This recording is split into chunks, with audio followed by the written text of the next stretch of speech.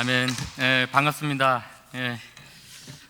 저희를 또 초대해 준 우리 신덕승 목사님과 우리 당회원분들 그리고 모든 성도님들께 감사의 말씀드립니다. 그리고 메리 크리스마스. 정말 뵙고 싶었습니다. 근데 제가 오늘 포천 그쪽에 교회 갔다가 이제 오려고 했는데, 그때 이제 저는 전에 예배 시간이 3시였거든요. 그래가지고 이제 뭐 천천히 출발해도 되겠다. 근데 어제 그 권선열 전사님하고 이제 이야기하는데 1시 반으로 바뀌었다고 그래가지고요, 밟았습니다. 너무 감사하고. 근데 예전에는 예배 드릴 때 이 앞쪽으로 많이 앉았는데, 제가 선교 나가면서 마음도 멀어진 건지 이렇게 뒤쪽으로 많이 가신 것 같은데 좋습니다. 제가 인도네시아에서 이 발리 신학 중고등학교를 이렇게 담당을 하고 있는데요.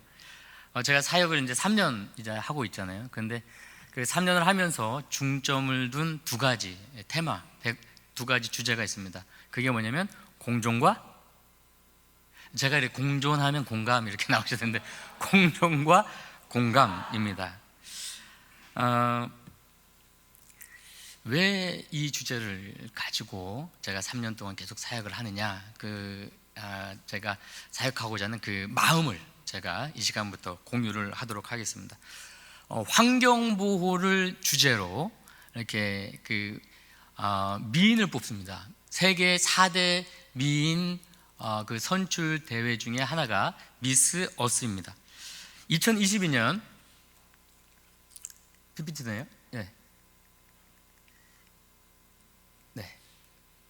2022년 미스 어스 대회에서 우승을 한 최미나수라는 그 여성이 있습니다. 세계 4대 이 미녀의 그 4명의 후보가 오르게 되는데, 그 결승전에서 그 4명의 후보에게 기자가 질문을 하게 됩니다. 이 세상에서 바꾸고 싶은 한 가지는 무엇입니까? 이 질문에 대해서 각 나라 대표마다 이제 답변을 하게 됩니다. 호주 대표는 기후변화가 끼치는 영향에 대해서 이야기를 합니다. 세상이 변화하려면 이 기후변화에 대해서 경각심을 일깨워야 된다. 그리고 콜롬비아 대표는 인권과 자연의 진정한 보호에 대해서 경각심을 일깨워야지 세상은 변화가 일어날 것이다 라고 이야기합니다. 세 번째, 팔레스타인 대표는 교육의 변화가 있어야 세상에 변화가 시작이 있다라고 이야기를 합니다. 근데 이 마지막에 이 최미나수라는 분은 뭐라고 얘기했냐? 이 세상을 공감하는 세상으로 바꾼다면 이 세상은 변화될 것이다 라고 이야기를 했습니다. 그렇기 때문에 이 최미나수라는 분이 어디에 들어가 있죠? 지금 수족관에 들어갑니다. 직접 들어가서 돌고래를 표현을 하고, 돌고래가 잘 보이지 않지만 옆에 이제 폐비닐이 있습니다. 폐비닐과 그리고 동그란 그 사육 환경에서 고통받고 있는 그런 모습을 표현하면서 이 자연환경에 고통받는 그런 모든 생물들을 위해서는 우리가 그들과 함께 공존을 하고 공감할 수 있는 마음이 있어야 변화가 일어난다라고 이야기를 하는 것을 제가 듣고서 참 감동을 많이 받았습니다. 여러분, 공존과 공감, 여러분 어떻게 생각하십니까? 공존과 공감, 여러분 어떻습니까? 공존, 함께 살아가는 것. 부부도 그렇죠. 함께 살아가는데, 우리 안주희 집사님, 한 집사님하고 이제 같이 사시는데 같이 공존하시죠? 그럼 공감도 많이 일어납니까? 어떻게 말할 수가 없네요. 근데 대부분이 이렇게 남편분들하고 이제 뭐 여쭤보면 같이 사는데 공감이 안 된다는 거예요. 공존은 하지만 공감이 안 된다, 그런 이야기를 합니다. 이 공간 안에도 마찬가지죠. 교회도 그리스도인의 그 이름으로 모였지만 이 안에도 어떻게 해요?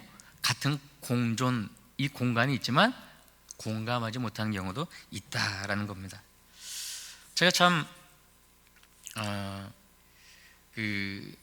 공존에 대해서, 공감에 대해서 제가 아들한테 요즘 배웁니다.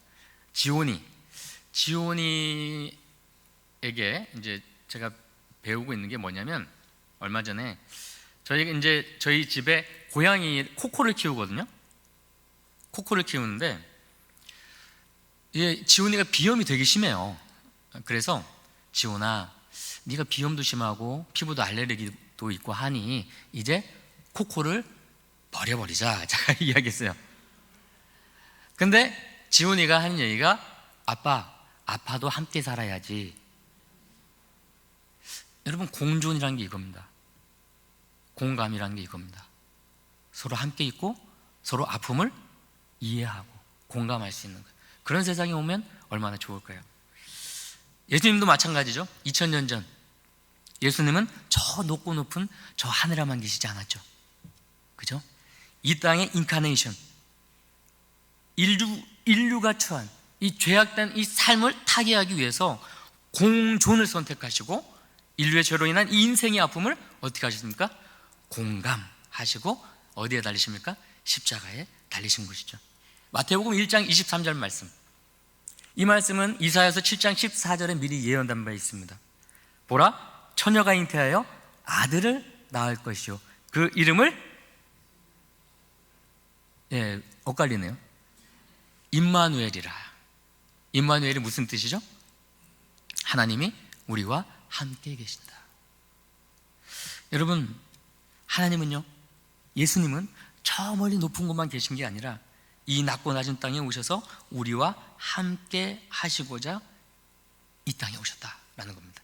낮고 낮은 땅, 우리와 함께 하기 위해 이 땅을 선택하시고 이 땅에 오셨다라는 겁니다.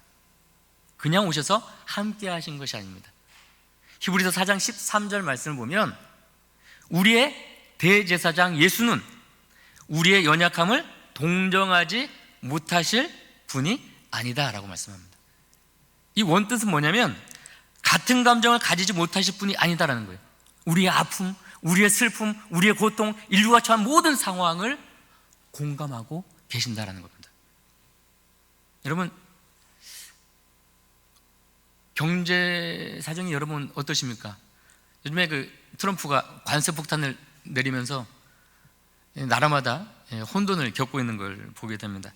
자국 우선주의, 그리고 그치지 않는 전쟁, 인류에게 닥친 환경 문제 등 인류에게 풀어가야 할 많은 숙제들이 있는 것을 우리가 보게 됩니다. 현 시대의 인류가 닥친 모든 문제들 앞에 이 문제들을 풀어가려면 공존하며 공감하는 마음이 있어야 함께 풀어갈 수 있지 않을까라는 생각을 해보게 됩니다.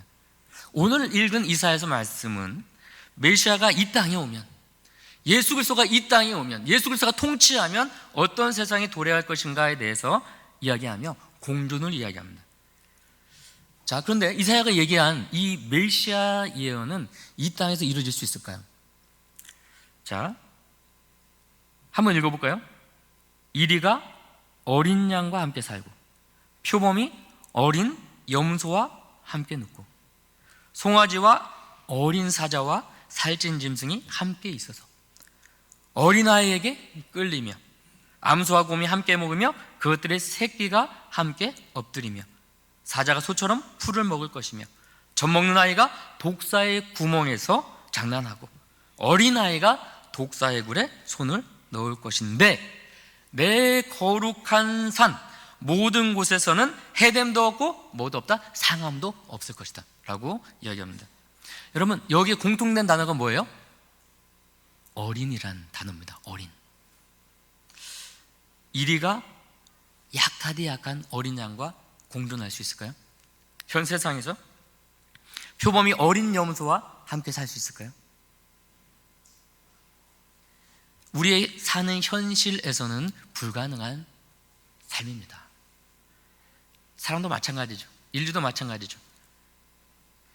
서로를 향한 하얀 이빨을 드러내지 않고 날카로운 발톱을 드러내지 않고 같은 공간에서 함께 공감할 수 있는 그 세상이 온다면 얼마나 좋을까. 제가 왜 이 공정과 공감을 선교 사역을 하면서 가장 중요한 포인트로 잡았냐면, 선교는 함께 사는 것이더라고요. 함께 사는 것. 제가 처음 이 발리 들어갔을 때 이 학생들 그리고 또 교사들이 그냥 한국에 온 키 작고 조금 자기네들보다 얼굴 뽀얀 사람이 왔구나, 그거예요. 근데 그들하고 그 맨 땅에서 철푸덕 주저앉아서 같이 밥을 먹고 이들의 고통이 어떤 것인지를 조금씩 이해했을 때, 그들과 함께 맨바닥 타일바닥에서 함께 누우며 함께 이야기를, 담소를 나눴을 때, 그때 학생들이 저에게 더 다가오더라고요. 공존, 공감은 그렇게 시작이 됩니다.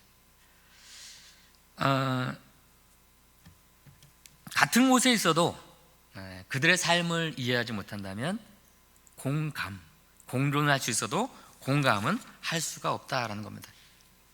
예수 그리스도 성탄, 이 대림절 얼마나 행복한 기간입니까? 저 높고 높은 보좌에 앉으셨던 그 예수님께서 낮고 낮은 땅에 오셔서 인류의 고통과 아픔을 200호 남짓되는 그 나사렛에서 생활하시다가 가버나움으로 옮기시며 고통받는 그 영혼들과 함께 하신 그 삶.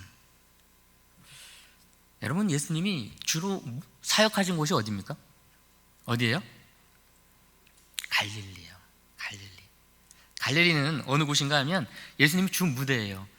공생에 몇 년 했죠? 3년 동안 했잖아요. 근데 2년 조금 넘는 그 기간, 이 갈릴리가 얼마나 척박한 땅이냐면, 그 당시에 그 적들의 침략에 가장 무방비 상태.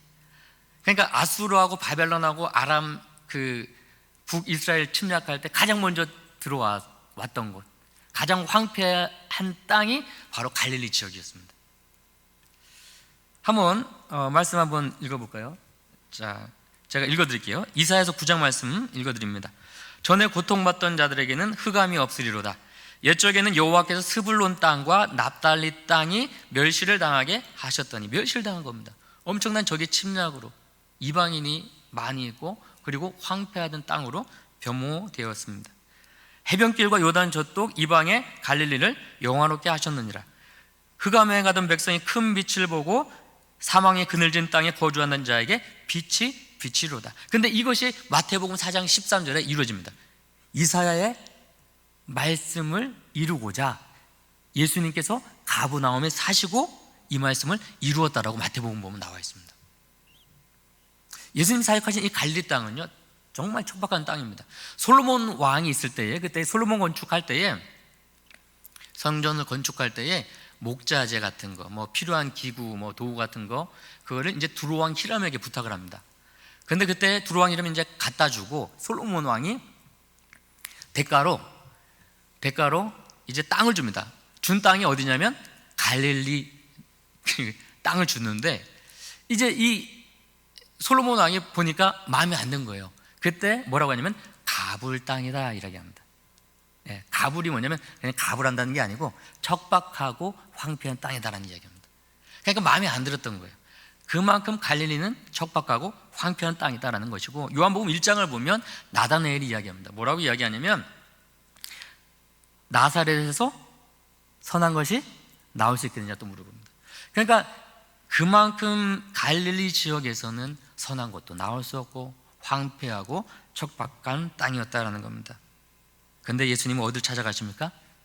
가버나움, 갈릴리, 척박하고 낮고 무력하고 그리고 어려운 환경 속에 놓여 있는 그들을 찾아나간 그 모습을 우리는 볼 수가 있습니다.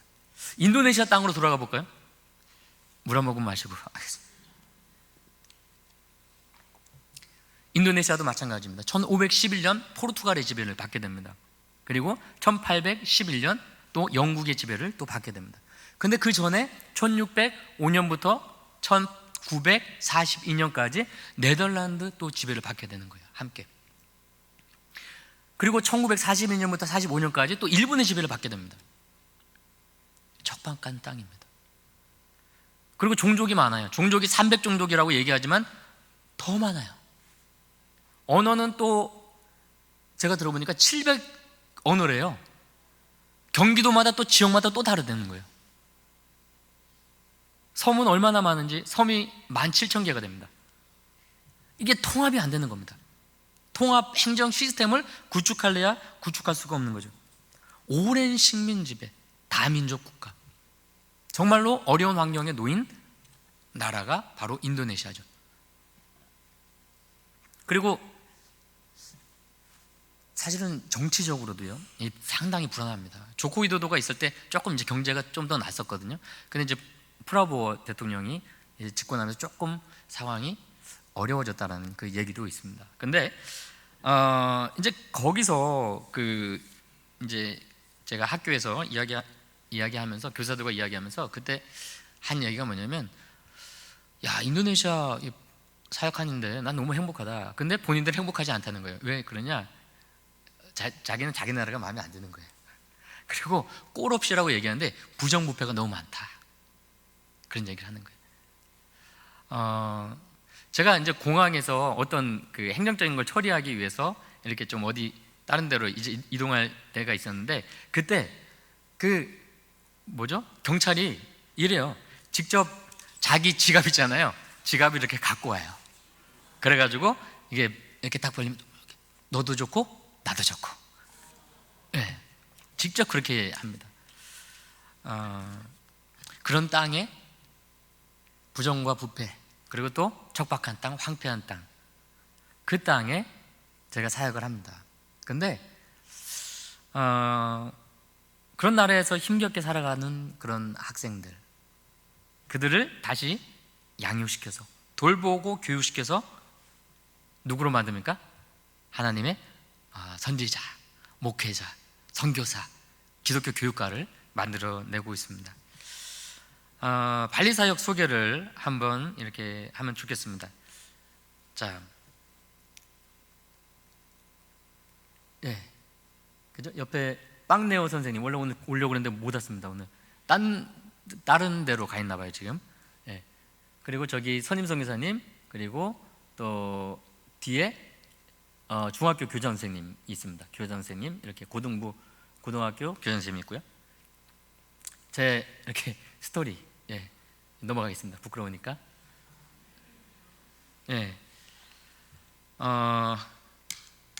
저는 이제 유치원은 이제 협력하고요. 그리고 또 이제 발리 신학중고등학교는 직접적으로 중점적으로 이제 사역을 하고 있는데, 말씀드린 대로 인도네시아는 이제 다도 국가이죠. 근데 이제 저희 학교로 오는 학생들은 대부분 꾸빵섬에서 와요. 꾸빵섬 아시죠? 그리고 순바섬에서 오게 됩니다. 근데 여기는 상당히 낙후가 돼 있어요. 빗물 받아가지고 밥 해먹는 지역입니다. 그러니까 이 친구들은 학교 등록금을 못 내요. 그리고 생활비도 못 내고, 그러다 보니까 이 모든 것들을 다 이렇게 저희가 제공하면서 얘네들을 신학생으로 양육을 해야 되는 상황입니다. 얘네들이 이제 와서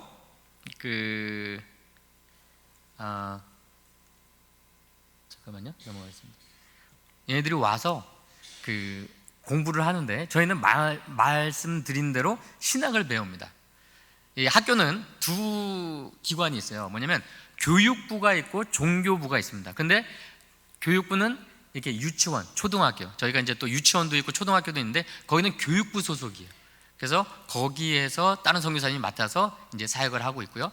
그리고 중고등학교는 신학교, 종교부 소속으로 신학 60%와 일반 과목 40%를 이제 가르치고 있습니다. 저는 여기서 담당을 하고 있는 게 뭐냐면 종교교사로 이게 사역을 하고 있는데, 화요일과 목요일에는 성경 개론을 가르칩니다. 제가 얼마 전까지 제가 너무 이렇게 언어 이게 능력이 안 돼서 정말 부끄러운 얘기지만 책을 이렇게 들고 가르쳤어요. 코 박고 가르친 거죠. 그런데 이제 한 3년이 되니까 그래도 이 정도는 띄어서 가르치고 있습니다. 이 정도는 띄어가지고 정말 너무 분해가지고 잠이 안 오더라고요. 학생들에게 뭔가를 가르쳐주고 싶은데 그게 안 되는 거예요. 언어적 한계 때문에. 집에 와서 한두 시간 자고 막 또 다시 준비를 합니다. 그리고 가르치고. 근데 요즘에 조금씩 이렇게 책에서 떼고 아이들하고 아이 컨택 하면서 너무 행복한 거 있죠. 너무 행복하더라고요. 자, 넘어갈게요. 예. 여기가 그 학교 전경입니다. 예, 우리 학생들이고요. 교사가 12명 있고요. 학생들이 38명 있습니다. 원래는 한 55명에서 60명이 있었는데 코로나 기간 때 완전히 그 학생들이 축소가 됐습니다. 이 학생들을 이제 저희가 이제 그 봉사하고 또 이제 양육을 하고 있는데 얼마 전에 처음으로, 그러니까 2025년 들어서 처음으로 학생들에게 여러분 주신 후원금으로 성적 장학금을 줬습니다. 예, 한국 돈으로 한 5만 원 돈 이렇게 해서 6클래스니까 학생들에게 줬는데 애들이 너무 좋아하는 거죠. 바꿔서 너무 좋은 거예요. 얘네들 화폐 가치가 이제 그렇잖아요. 뭐 엄청난 거거든요. 이 학생들에게는.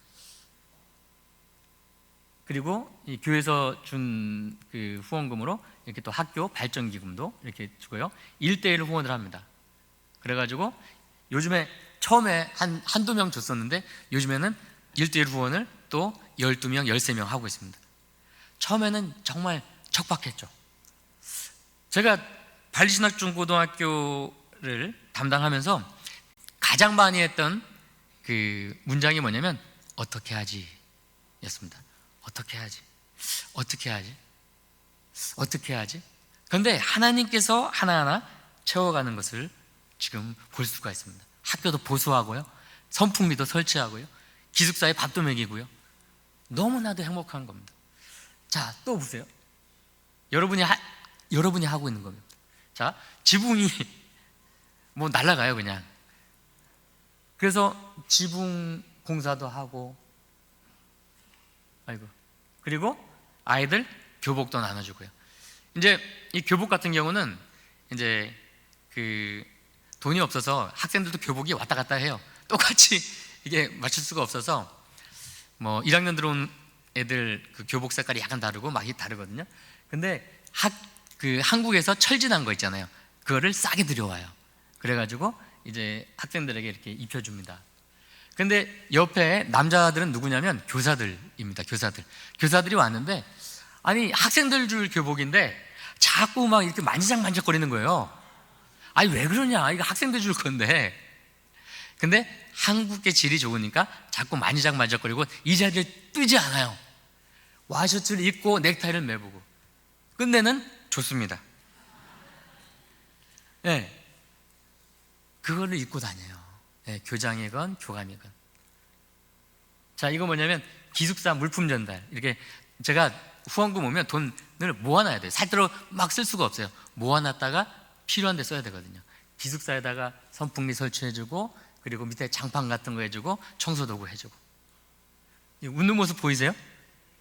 예, 너무 좋아하죠. 여러분이 이 분들에게 내가 함께 있고 함께 공감하고 있다는 것을 보여주고 있는 것이죠. 그겁니다. 이거 봉지밥, 제 얼굴이 너무 크게 나왔는데 예, 저게 이제 1,800원짜리 봉지밥이에요. 학생들이 음료수하고 이 봉지밥 들고 가서 땅바닥에서 도시락을 먹습니다. 이거는 뭐냐면 보셨나요, 사진? 지훈이가 그 도시락을 같이 싸요. 이게 이제 도시락 나시고딱이라고 하는데, 먼저는 닭다리 하나 하고 야채 조금 하고 밥하고 이렇게 네모난 도시락을 만들어서 여기다 넣어요. 그 다음에 이제 이것을 학생들에게 이제 나눠주는데, 좀 이따 사진 볼 텐데요. 이래요. 이거. 그래서 학생들에게 하나하나 나눠줍니다. 원래 학생들이 점심을 못 먹었었잖아요. 근데 여기 정영숙 원장님하고 여기 이근숙 원장님 계시나요? 계시네요. 주시는 그 후원금을 통해서 학생들이 이렇게 점심을 때웁니다. 원래는 학생들이 점심 못 먹었었거든요. 12시 15분부터 1시 15분까지 예배 드렸어요. 아니, 나는 왜 이 점심시간 예배 드리냐 했는데 이 점심 먹을 재정이 안 됐던 거죠. 근데 요즘에는 점심 먹습니다. 이렇게 봉지밥도 먹고 이런 밥도 먹고 음료수도 먹고 합창단하고 또 밥도 먹고, 그러니까 함께 공존하고 공감한다는 것을 이걸로 보여주는 겁니다. 이 모습만 봐도 행복하지 않나요? 행복하지 않으세요? 아멘이 좀 적네요. 여기는 기숙사입니다. 지금 저쪽에는 지금 부엌이 있는데 부엌에 이제 시설이 고장나서 또 수리하고 있어요. 근데 이제 옆에 보면 애들이 예배 드리고 있죠. 애들이 예배를 하루에 4번씩 드려요. 신학중고등학교 그 정도 드려야지 신학생 아니에요? 그 정도 4번 정도 예배를 드리고 있습니다.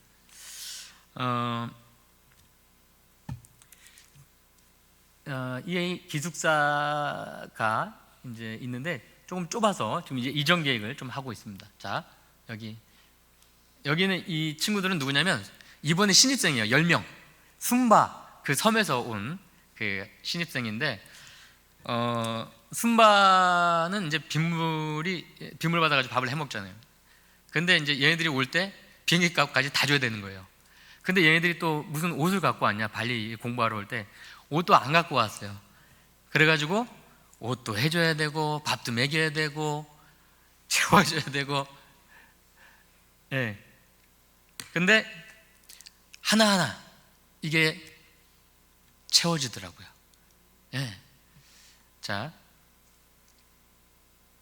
여기 합창단 제가 가서 애들 그 합창단을 구성을 했습니다. 제가 직접 가르치는 건 아니고요. 제가 별명이 소엘테베잖아요. 소엘테베가 뭔가 아세요? 소프라노, 알토, 테너, 베이스 모든 걸 할 수 있다가 아니고, 소프라노 하면 소프라노 따라가고 엘토 하면 엘토 따라가고, 그래서 제가 가르치지 못하고 이제 숭덕여고 졸업한 장로님이 2년을 헌신하셨어요. 오셔서 이 학생들을 가르치겠다 각오를 하시고 애들을 가르치십니다. 그래서 이제 제가 학생들에게 이야기했습니다. 얘들아, 2년 뒤에 2027년도에 한국에 가보자. 근데 딱 제가 이렇게 선포했는데 아차 싶더라고요. 항공료 어떡하지? 얘들 어떡하지? 이제 생각이 드는 거예요. 근데 하나님께서 이루실 줄 믿습니다. 아멘. 우리 유니부 장로님 어떻게 안 오시나요? 이렇게 합창단지. 이런 걸 보면 참 행복합니다. 이제 저희가 준비하고 기도했던 과제가 있습니다. 이번에 한양교회에서 도와주셔서 지금 프로세스 진행을 하고 있는데 기숙사 건립입니다. 학생들이 이제 점점 불어나고 있어요. 감사하게도 이제 불어나고 있는데 저희 학교가 이제 목표가 한 60명에서 90명까지 모집을 해서 학생들을 재양육하는 이 프로젝트를 지금 진행을 하려고 하고 있습니다. 이곳에서 이제 얘네들은 이제 발리 학생들이 아니기 때문에 굿방이나 순바에서 오면 유학생활을 할 수밖에 없거든요. 그래서 얘네들이 함께 공부하고 함께 웃고 함께 영어 공부하고 함께 합창 연습도 하고 함께 기도할 수 있는 공간이 필요하다 보니 지금 이 기도 제목을 가지고 계속 기도하고 있습니다. 자, 이게 샬롬 선교회에서 주신 후원금으로 이렇게 학교 간판을 바꿨습니다. 제가 학교를 들락날락하면서 계속 이 찢어진 학교 간판이 보이는 거예요. 뭐 어디 교회에서 막 직접적으로 후원 안 해주니까. 근데 제가 돈을 모으고 있다가 또 딴 데 써야 되는 거예요. 계속 뭐 학교 차량도 고장 나면 30만 원 나오고 20만 원 나오고 하니까. 근데 갑자기 샬롬 선교회에서 헌신해 주셔서 세 달에 한 번씩 이렇게 또 보내주시는 거예요. 그거 가지고 교장 선생님한테 얘기했죠. 교장 선생님이 전직 디자이너였거든요. 그래서 디자이너 한번 해달라. 그래서 이렇게 만들었습니다. 너무나도 제가 이 간판을 보고서 감동이 되는 거예요. 와, 너무 감사하더라고요. 제가 나중에 이제 저쪽 밖에 나가면서 샬롬 선교에서 이렇게 고개 90도로 인사해서 감사를 표현하겠습니다. 이렇게 하나하나 만들어 갑니다. 처음에는 어떻게 하지 했던 곳에서 하나님이 이루어가신 것을 보게 됩니다. 이것은 함께 이 땅에 공존하면서 함께 공감하면서 너희들도 인도네시아 발리 땅에서 힘들겠구나, 이완 선교사 그 땅에서 힘들겠구나라는 그 마음을 가지고 기도해 주시고 후원해 주신 덕분에 제가 이렇게 선교사 생활을 할 수 있지 않았을까. 여기서 고백을 하게 되는 겁니다.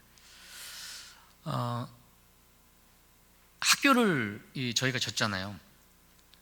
시간 몇 시 끝나야 되죠?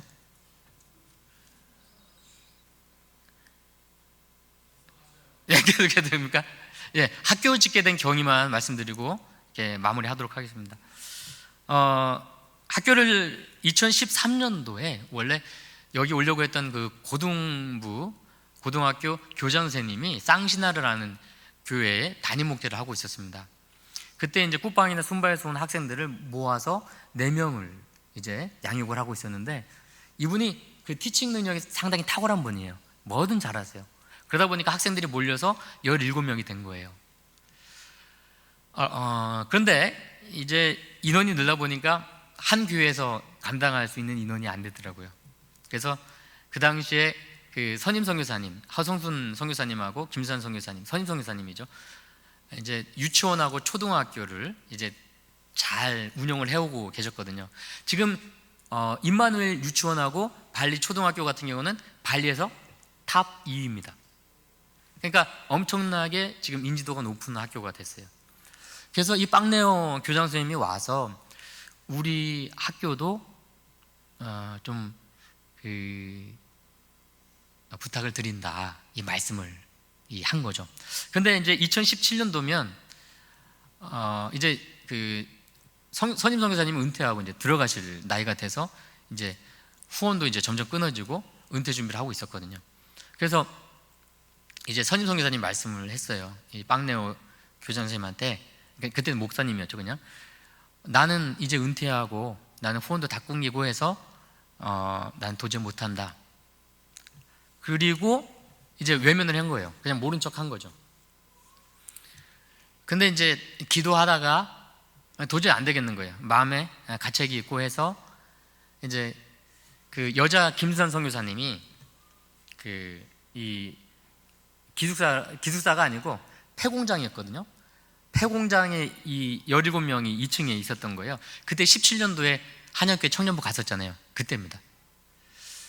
그때의 폐공장에서 전기를 도둑질해 와서 전등 하나 켜놓고 천막 하나 해놓고 17명의 학생들이 거기에 거주하고 있었던 거예요. 그래서 김수산 선교사님이 2층으로 올라가서 이제 학생들하고 이제 이야기를 이제 하기 전에, 우리는 이제 그 인도네시아 오면 인사를 이렇게 하거든요. 인사를 이렇게 해요. 존경의 표시를 이렇게 합니다. 김수산 선교사님이 무서우세요. 선임 선교사님이 무섭거든요. 다 인사시켜요. 다 오면 학생들이 무조건 인사해야 돼요. 이제 이 기숙사 애들 그 위에 있는 애들도 다 한 명 하면 다 인사시키는 거예요. 야, 일로 와. 인사해 하는데 여자애 한 명이 안 일어나는 거예요. 야, 일어나. 인사해야지. 왜 안 일어나? 지금 너 뭐 하는 거야? 안 일어나는 거예요. 그렇게 고함을 쳐도 안 일어나는 거예요. 그래서 다시 엄청난 호통을 쳤더니 그 자리에서 일어나는데 그 자리에 피가 흥건한 거예요. 생리가 터졌는데 어떻게 할 수가 없는 거예요. 생리도 하나도 없던 그 상황이었죠. 이제 선임 선교사님이 이제 그 상황을 보고 가서 허성순 선교사님하고 얘기한 거예요. 내가 갔는데 천막 하나 쳐놓고 불은 어디서 따와가지고 있더라. 뭐 밥도 제대로 못 먹고 있더라. 이 기도를 해보고 안 되겠다. 그래서 이제 빵네오 교장을 불러서 이야기합니다. 나는 이제 은퇴할 때가 됐고 월급 많이 못 준다. 괜찮냐? 이제 얘기를 합니다. 지금도 월급 많이 못 주고 있거든요. 그래도 월급 인상했습니다. 모아놨다가 월급 인상했어요. 보험도 안 들었었는데 보험도 들었어요. 하나하나 읽어가는 것을 보고 있는데 너무 좋더라고요. 빵네오 교장은 이제 그때 그 선임 선교사님하고 이야기하고, 그래요, 그러면 어떻게든 월급 적게 받아도 좋으니까 학교를 지어달라고 이제 이야기를 하고 학교를 졌는데, 여러분 이제 우리 학교 와보시면 알겠지만 원래는 지어질 땅이 아니에요. 앞에 전봇대 큰 게 이렇게 있어요. 고압전선이 흐르고 있어요. 그래서 이제 옆에는 이제 그 초등학교가 있는데 그 교회는 이제 묘동교에서 이제 적극적으로 이제 후원해 주는 학교거든요. 그래서 거기 땅 짓고 남아 있는 땅, 원래는 짓기가 참 어려운 땅, 그 땅에 지금 학교를 졌는데 뭐 그냥 깡통식이에요. 그냥 탁탁탁 8개 딱 있고 그냥 그 뭐 교장실, 아니 교무실, 그리고 또 비영리단체 사무실 이렇게 운영을 하고 있습니다. 그런데요, 제가 파송을 받아서 나가고, 제가 파송 받기 전에 좀 조사를 하고 나갔어야 되는데 모르고 나갔잖아요. 그런데 제가 참 나가서 마음이 참 답답한 적도 많이 있었습니다. 좀 머리도 복잡하고, 그래서 하나님한테 기도하고 정말 많이 부르짖기도 했는데, 그때 제가 전에 와서 설교할 때 말씀드렸죠. 하나님은 나에게 꽃다발 주고 꽃길을 열어주신 것보다 하나님은 나에게 꽃씨를 주셨다라는 거예요. 꽃씨가 하나하나 피어나고 있습니다. 부족한 상황 가운데서도 그 고난을 덮는 행복이 있더라고요. 여러분 발리 있으면 행복할 것 같죠? 관광도시라. 근데 발리에 있는 꾸방과 숨바의 학생들을 양육하는 거예요. 개념은 다릅니다. 이 아이들은요, 부모님을 따라 오기도 하고요, 교육 환경을 혜택을 받기 위해서 온 학생들이거든요. 근데 부모들이 꾸방이나 숨바에서 오면 뭐 하는 게 뭐 화장실 청소에 설거지에 뭐 그쪽으로 합니다. 근데 문제는 뭐 일은 할 수 있는 건 뭐 좋죠. 근데 집을 주지 않아요. 이제 꾸방이나 숨바 사람들은 이제 서로 종족끼리도 무시하는 거예요. 그런 상황 가운데 이 학생들, 어린 학생들이 부모님들의 그 상황을 다 보고 큽니다. 그러니까 얼마나 마음에 상처가 있겠어요. 근데 이제 저는 학교 갔을 때 애들이 너무 맑은 거예요. 얼굴 보면 막 밝잖아요, 그죠? 예. 네. 그래서 저는 얘네들이 고통이었고 고난이었고 기쁨만 있나? 행복만 한가? 근데 얼마 전에 제가 금방 갔다 왔던 부천 함께하는 교회 선교팀에서 왔어요. 근데 그때 어떤 프로그램을 했냐면, 그 신문지에다가 자기들의 여기 발리 생활하면서 있던 고통들, 슬픔들, 아픔들, 가정환경들 적어봐라. 근데 저는 한 두세 줄 적고 끝날 줄 알았어요. 근데 얘네들이 한 20분간을 넘게 눈물 뚝뚝 흘리면서 계속 적어 나가는 거예요. 그때 제가 들었던 생각이 이거였어요. 함께 있었는데 공감해 주지 못한 거예요. 공존을 했는데 공감해 주지 못한 거예요. 내가 영적인 귀머거리였고 내가 영적인 소경이었구나라는 것을 제가 깨닫게 된 겁니다. 너무나 상처나고 아픈 학생들이 많았고 깨어진 가정이 너무나도 많이 있었던 겁니다. 그때 깨달은 거예요. 함께 있고 함께 웃고 함께 울어주자. 그렇게 이 학교에서 하나님의 나라 공동체를 일궈가 보자, 한번 만들어 보자, 한번 생각을 하게 되었습니다. 사실 저도 후원을 받아가지고 하는 거기 때문에 한계가 있죠. 모아놨다가 써야 되고 모아놨다가 막 이렇게 해야 되잖아요. 완벽하지는 않아도 조금이나마 아이들의 얼굴에 웃음이 띄어지는 모습, 웃음꽃이 띄어주는 그 모습, 미래의 소망을 가지게 하는 그런 모습, 여러분 그것을 보면서 행복한 거예요. 유토피아 아시죠? 유토피아. 1516년 토마스 모어가 쓴 그 유토피아라는 책이 있습니다. 아주 이상적인 사회 건설에 대해서 이야기를 하잖아요. 유토피아는 어떤 뜻이냐면 현실에서는 결코 존재하지 않는 이상적인 사회를 이야기합니다. 넘어갈게요.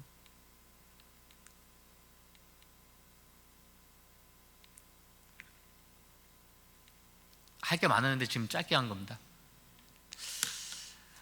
이 헬라어 우토포스, 우 없다, 토포스 장소라는 뜻입니다. 유 좋은, 토포스 장소, 없지만 좋은 곳, 유토피아입니다. 우리가 이사야서 말씀을 읽었는데요, 이사야서 11장에 이야기하는 그 세상, 이리와 어린 양이 함께 할 수 있을까요? 표범과 어린 양이 함께 할 수 있을까요? 공감할 수 있을까요? 하얀 이빨을 드러내지 않고 하얀 발톱을 드러내지 않고 함께 살아갈 수 있을까요? 유토피아입니다. 이사야 말씀 읽은 것처럼 현실에서는 볼 수 없는 세상입니다. 그럼에도 불구하고 좋지만 이 세상엔 없는 곳, 그런데 조금이나마 이곳에 앉아있는 한양교회 그리스도인들이라 불리는 여러분들로 인해서 만들어가지기를 간절히 축원합니다. 아멘. 이사야서 말씀 다시 한번 그 뒷말씀만 한번 읽어볼까요? 말씀 읽고요. 이사야서 11장 말씀인데요, 자 9절 말씀. 내 거룩한 산 모든 곳에서 해됨도 없고 상함도 없을 것이니 이는 물이 바다를 덮음같이 여호와를 아는 지식이 세상에 충만할 것임이니라.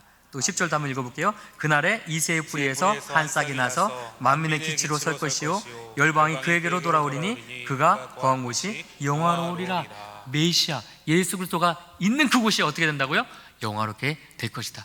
여러분을 통하여서 여러분이 있는 땅, 명동 땅, 여러분이 살아가는 모든 땅 가운데 이 영화로움이, 유토피아가 조금이나마 날마다 조금씩 확장되어 나가기를 간절히 축원합니다. 아멘. 잠시 기도하겠습니다. 하나님,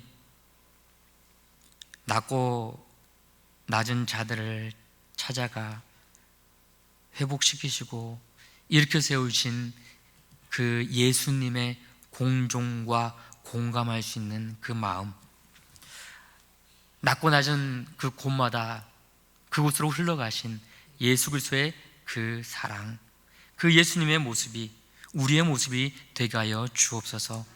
한양교회를 통하여서 없지만 좋은 곳, 하나님과 함께라면 조금이나마 이루어갈 수 있는 곳, 그 유토피아를 우리 신덕승 목사님과 여러 성도님과 함께 이루어갈 수 있도록 주님 인도하여 주옵소서.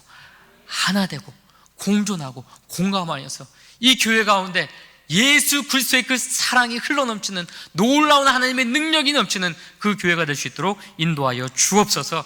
감사드리며 예수 그리스도의 이름으로 기도드리옵나이다. 아멘.